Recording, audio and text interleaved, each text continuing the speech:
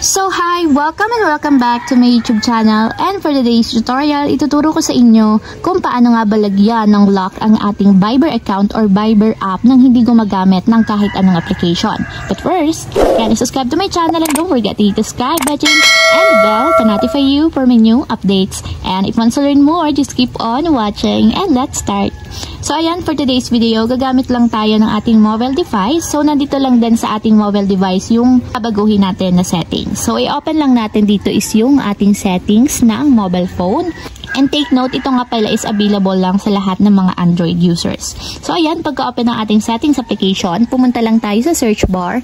And then dito natin isa-search yung app lock since dito mas mabilis mahanap yung application. So ayan, search lang natin. And kung makikita niyo, lumabas na agad dito yung app lock. So lahat naman ng mga Android phone is merong ganito. So don't worry kasi meron din namang mga app lock lahat ng Android devices. So ayan, pagka-open ng app lock, automatic na punta ako sa pinakang security ng aking device. Then dito, hanapin niyo ulit yung app lock, then itop.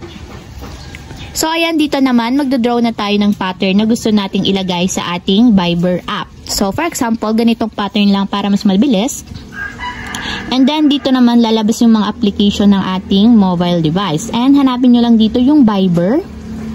And kung makikita nyo, dito sa Viber, meron siyang unlock button. So, ang gagawin nyo lang para ma-enable at magkaroon siya ng lock, itatap nyo lang yung unlock button hanggang sa maging kulay blue siya at maging lock yung itsura niya katulad nyan. So, kapag nakaganyan na, ibig sabihin, naka-enable na and ipapakita ko sa inyo na meron na siyang lock. So, ito yung aking Viber app. I-open ko lang. And ayan, ganito yung lalabas kapag mag-open kayo ng inyong Viber application. So, ito-draw nyo lang yung pattern. Napaka-basic lang. And automatic ma-open na natin yung ating Viber application. So, ayan lang guys. Ganun lang kasimple. Sana nakatulong sa inyo. If you have a question, like-comment down below. And don't forget to hit the subscribe button and the bell to notify you for new updates. And thank you for watching!